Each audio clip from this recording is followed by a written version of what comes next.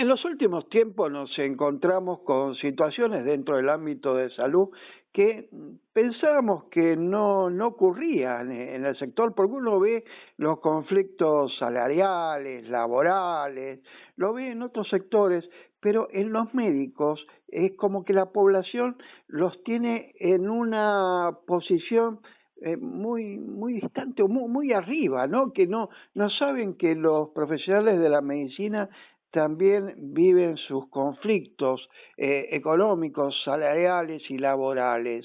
Los médicos residentes del Garrahan, del hospital de Garrahan, pusieron estas cuestiones en el orden público. Hacen manifestaciones de forma permanente, sus reclamos, están siendo acompañados por otros sectores y es un tema que lo vamos a abordar con el doctor Héctor Garín, secretario general de AMAP, Asociación de Médicos de la Actividad Privada, a quien le agradecemos que nos acompañe el día de hoy. Buenos días, doctor Garín, José Bouzal habla. ¿Qué tal? Buenos días, José. ¿Cómo está? Bien, doctor, a ver, me gustaría porque muchas veces la gente no está en conocimiento de especialidades y cuando hablamos de residentes, yo no sé si la población tiene en claro quiénes son los médicos residentes. Ujú. Bueno, usted sabe que nosotros tenemos una lucha en favor de los residentes desde hace muchísimos años. Va, dentro de nuestro tiempo, hace 15 años, mucho tiempo. Tenemos 17 años de vida, así que 15 años de estar defendiendo a los residentes y el trabajo de los residentes. Porque habitualmente el residente es un médico recibido con título, con matrícula, en condiciones de atender lo que sea porque ya está con su título bajo el brazo y que decide capacitarse y especializarse en alguna de las especialidades médicas. Algunos arrancan para el lado de la pediatría, otros para la cirugía, otros para el otorrino, anestesia, lo que fuera. Es decir, son médicos que se reciben de médicos y después deciden especializarse. Esa especialización digamos, se logró conformar una especie de curso de capacitación hace muchos años, en el cual los residentes prácticamente tenían un curso que tenía parte de asistencial digamos, de la capacitación en el lugar de trabajo, en alguno de los lugares de trabajo, en la parte asistencial. Entonces, todas las entidades que tenían capacidad de enseñanza, digamos así, lo tenían a su vez residencia. Esos residentes tendrían era a tiempo completo, era exclusivo, inclusive al comienzo era prácticamente entregaban la matrícula porque no podían trabajar en otro lado. Son no menos de 3, 4 años del curso básico, y después a veces hay subespecialidades en las cuales son un par de años más. Es decir, que un médico que tiene 6 años de estudio agregaba otros 6 u 8 años más de estudio, de capacitación, antes de poder empezar a trabajar como médico especialista. Eso fue el comienzo y yo creo personalmente que era el método o la forma de capacitación ideal para un tema como la medicina. Absolutamente ideal es la capacitación que debían tener los residentes. ¿Qué pasó? La residencia, primero que nada, era prácticamente universitaria, en los lugares donde existían un departamento de docencia e investigación, era el que lo reglaba, lo regulaba, lo controlaba y se ocupaba de que los residentes tuvieran médicos instructores o responsables de los médicos ya, digamos, de planta, que generaran la enseñanza de esos residentes. tenían ateneos, clases, digamos, el trabajo en terreno, en los consultorios externos, etcétera, etcétera. Es decir, que cuando un residente se recibía, estaba absolutamente capacitado como especialista de una determinada especialidad. Esto fue así, pero la historia sigue caminando. Pasaron muchos años, ¿y qué sucedió con los residentes? Trabajaban, como trabajaban a tiempo completo, trabajaban en los hospitales, en algunos sanatorios o algunas organizaciones que trabajaban desde las 7 de la mañana, a veces hasta las 6, 7 de la tarde o de la noche, y si se tenían que quedar hasta las 10 de la noche, se quedaban, o si no se iban a su casa, no se podían ir, no se iban. Entonces, ¿eso qué determinó? Que pasaran a ser mano de obra barata.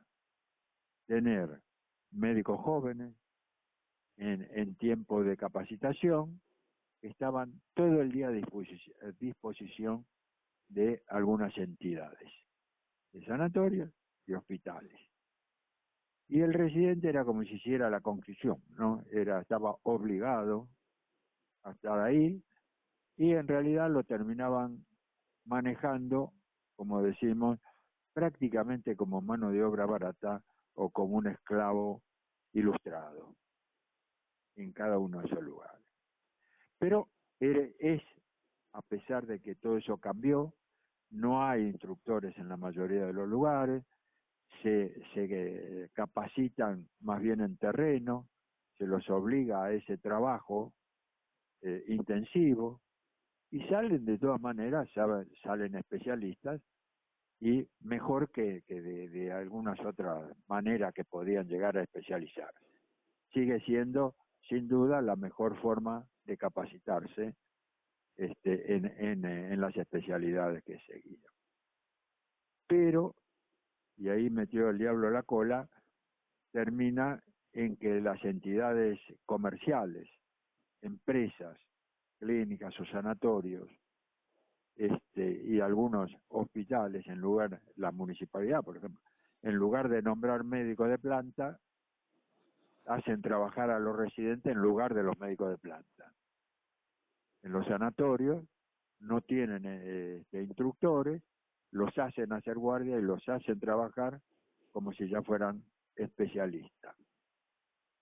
Entonces, nosotros luchamos desde el principio en estos temas.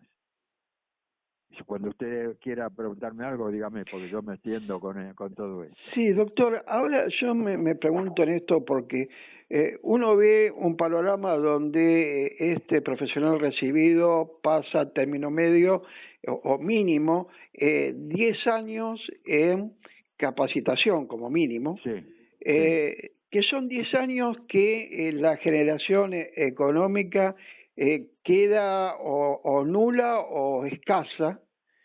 uh-huh.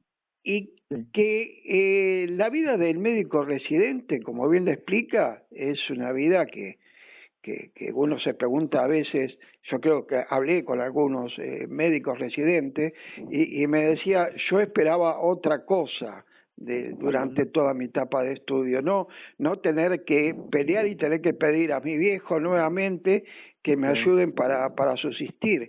¿Y cuál es la respuesta en que pueden ser protegidos cuando se está manifestando una problemática cierta, real, y que se ve, que se evidencia? ¿Qué puede haber, qué cambios puede haber para protegerlos?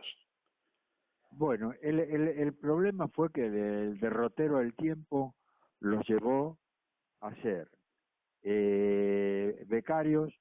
Lo primero en la ley apareció como becario, después nosotros luchamos para que los residentes estuvieran en relación de dependencia, es decir, que no pudieran trabajar la cantidad de horas que trabajan, sino que cumplan las leyes laborales, con lo cual ningún médico ni ninguna persona en la Argentina puede trabajar más de 48 horas semanales. Los residentes hacen 90 horas por semana.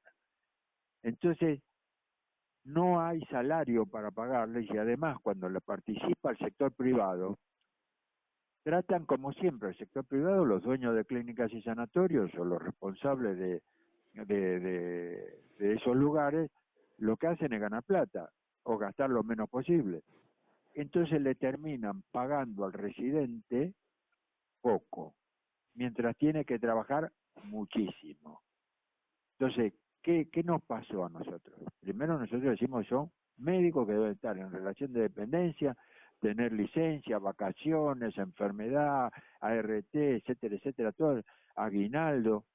Bueno, no lo tienen, lo ponen como becarios, le pagan un sueldo mínimo, que le están pagando, fíjese, en el Garrahan hablaban de 700.000 pesos, 800.000 pesos, algunos que ganaban 900.000 pesos por mes.